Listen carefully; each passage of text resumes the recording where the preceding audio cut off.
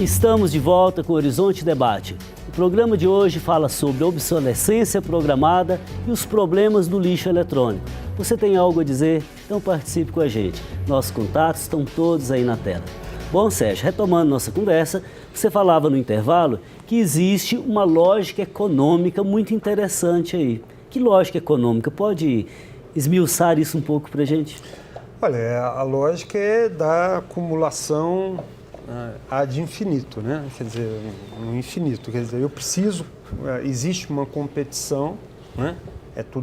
São todos competindo contra todos e só vai receber os bônus sociais quem ganhar essa competição, né?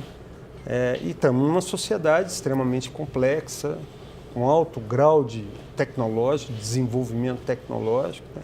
Não sei se você viu recentemente, eles desenvolveram 2 robôs que vão recepcionar pessoas num museu, se não me engano é no Japão, em Tóquio, uma coisa assim, né? Muito parecido.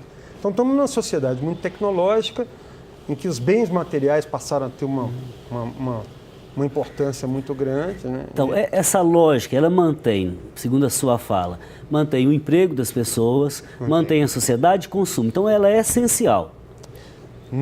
Tal como ela está organizada hoje, ela é essencial. Tá. Agora, tem um paradoxo nela, por exemplo, Claro. Você falou que ela visa o consumo e o enriquecimento ao infinito, mas os recursos naturais com que essa lógica trabalha, eles são infinitos? Não, eles não são infinitos, eles são finitos, né? Mas quem está competindo não vai levar isso em consideração, a não ser que tenha um incentivo muito forte para levar isso em consideração. Mas a forma como nós fomos organizados, principalmente o estilo de vida norte-americano, que foi, de uma certa forma, um espelho para as demais sociedades, é um estilo de vida altamente consumista, altamente materialista, que hoje nós estamos vivendo, eu costumo muito dizer isso, parte da crise é fruto de que esse modelo não cabe mais. Cabia quando era Estados Unidos e alguns países da Europa. Agora, quando você expande, então eu acho que parte da crise que a gente começou lá, as pessoas começaram a ter ideia em 2008 e que ainda... Existe uma alternativa do ponto de vista econômico para esse modelo atual? A princípio, não. A princípio, não. Mas eu acho que isso não quer dizer que você não tenha outras possibilidades, porque passa por uma mudança Por exemplo, iniciativas como economia solidária, economia de subsistência, economia familiar, são iniciativas que fazem com que o uso dos recursos naturais, por exemplo, seja um uso altamente responsável. Seja um uso, tá bom, de sobrevivência, ele não visa tanto o consumo nem o enriquecimento, né? Mas elas estão aí. Sim, existem algumas ações nesse sentido, né? Hoje se fala muito da economia cooperativa, né? Mas vai contra um pouco o que você mesmo estava falando. Hoje, a própria cultura, hoje nós estamos, talvez, o século XX inteirinho, viemos trabalhando o quê? Para termos coisa. E tudo nesse sentido. Então, é uma mudança muito radical na forma coletiva de viver, igual, existe hoje uma série de experiências, igual você citou que o cooperativismo, o associativismo, mas são ideias ainda que a grande maioria, e a maioria também não quer não, pera lá, eu vou ficar igual, as pessoas, hoje a diferenciação está mais aguçada até, né, as pessoas querem ser mais diferentes. Pois então, tudo isso que vocês estão falando, Paulo quer falar alguma coisa? Não, eu só queria complementar com uma coisa, porque a sua pergunta, se é possível a gente enxergar essa relação econômica de modo... Eu acho que sim.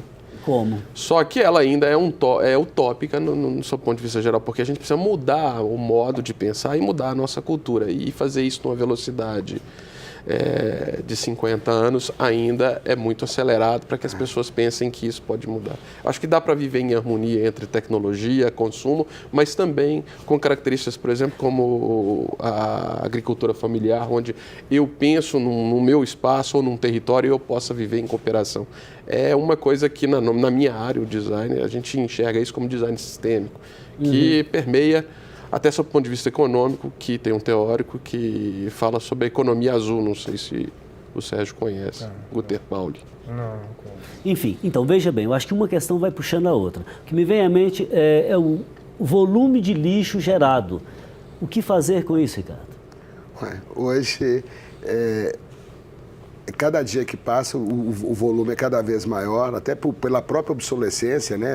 Programado ou não, né? A própria durabilidade dos produtos hoje é bem menor. E o caminho hoje, até como forma de poupar recursos, já que os recursos são escassos, são limitados, o ouro é limitado, a maioria dos metais, principalmente nobres que usam em termos de eletroeletrônico, são metais de cada vez mais raros. Então, o caminho natural seria o quê? Que isso voltasse para a indústria na forma de material reciclado. Hoje você pega um eletroeletrônico, um computador ou um eletrodoméstico de maneira geral, 95% ou mais, 95% a 98% dele é material reciclável, né? Porque pode ser voltado para a indústria como matéria-prima básica de novo. E por que isso não é hoje? Por várias questões, boa parte dela é cultural e até legal mesmo. Um produto, hoje você pega um plástico, por exemplo, ele para ele voltar para a cadeia, ele é bitributado, ele já foi tributado a primeira vez, lá como virou matéria-prima, ele é a hora que isso, em vez de, se for para o lixo, não acontece nada. Mas se você volta com ele para a cadeia, ele é tributado de novo como se fosse uma matéria-prima inicial. Correto. Então, são uma série de ajustes que são necessários para que isso tome realmente força, né? Agora, é verdade que os 3 pilares da sociedade de consumo são obsolescência, crédito e publicidade, Sérgio? Você pode comentar um pouco?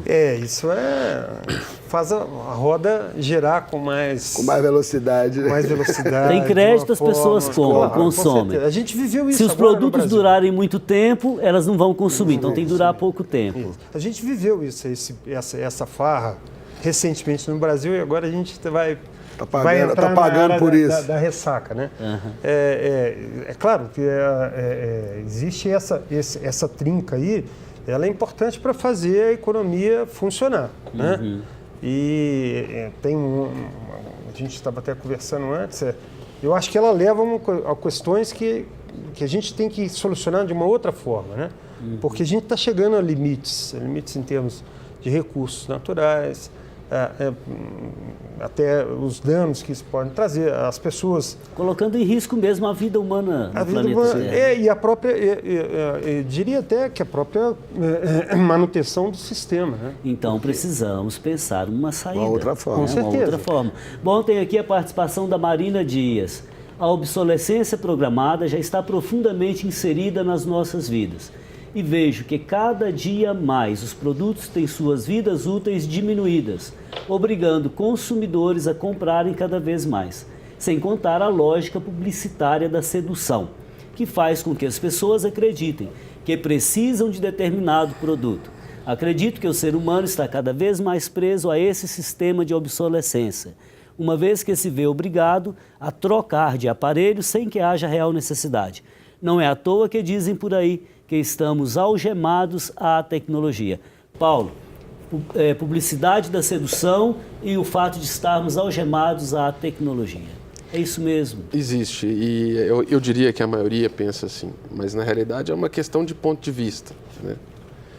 Porque na realidade não é só a publicidade, não é só a propaganda que nos induzem a comprar ou adquirir determinado produto. O meu colega, o meu vizinho, o meu irmão, né? Aquilo que está do meu lado, aquilo me faz desejar determinado produto. É para isso que o design, em boa parte do desenvolvimento de produto, ele está presente. Ele quer encantar, ele quer seduzir o consumidor, né? O produto ele tem que falar por si hoje.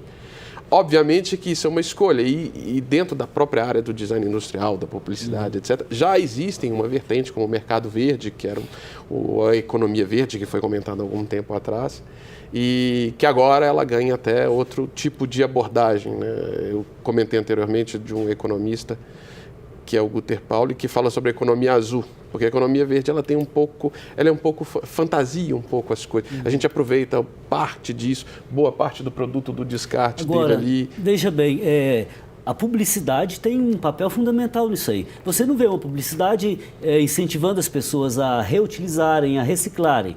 mas vemos publicidade incentivando as pessoas a consumir o tempo inteiro. Mas Sim. só um detalhe. Hoje, se a gente for olhar, o grande comprador de publicidade é a indústria.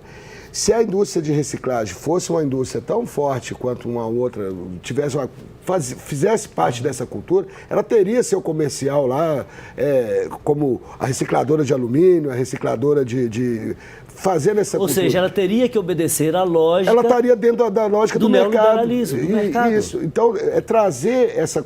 igual eu falei, é cultural. Olha, trazer eu essa acho que não tem solução dentro dessa lógica. Como dizia Charles Lemmer, pensador americano, a globalização não tem alma. O neoliberalismo não tem alma. Eu acho que sem nenhum mas é igual eu moralismo. estou falando, mas dentro disso, igual a reciclagem como um negócio de vulto e tudo mais, ele seria uma indústria tão forte quanto a Ford, quanto a indústria automobilística. Sim, mas você continuaria esbarrando na questão ambiental. Sim, mas você estaria inserindo isso, mas estaria inserindo em escala, porque hoje não existe, a escala é muito pequena. O que é reciclável, a escala é muito pequena em relação à produção. Em né? alguns prédios se tem coleta seletiva de lixo. Na hora que o caminhão vai passa recolher, junta tudo. Virou lixo comum. Né? Vira comum. Bom, Então, Marina, obrigado pela sua participação. O Michael Marlon diz o seguinte: posso estar enganado, mas todos nós estamos presos a esta obsolescência programada. Digo isto em relação ao fato de sermos muitas vezes presos ao consumismo desenfreado. Mal compramos algo e já queremos trocar por algo mais avançado. E isso só vai tornando as empresas mais ricas e motivando-as a produzirem mais. Então, Sérgio, a visão dele aqui tem uma preocupação ética, né? Eu acho que o que a gente tem que mudar é a nossa relação com a tecnologia. Com as coisas, né? Com as coisas e com a tecnologia, né? É como ele diz aí, estamos escravizados pela tecnologia. Não tem como fugir. Estamos escravizados porque foi a escolha nossa. Mas ela facilita a nossa vida também. Ela facilitaria a nossa vida se ela fosse vista de uma forma diferente, se ela fosse vista como uma forma de liberdade. Né? O carro é vendido como... Né, um dos grandes apelos do automóvel é que ele permite a liberdade das pessoas. Né? Ok, nós continuaremos no próximo bloco. Michael, obrigado pela sua participação. Nós vamos para um rápido intervalo e voltamos logo. Aproveite para mandar a sua pergunta ou comentário. Até daqui a pouco.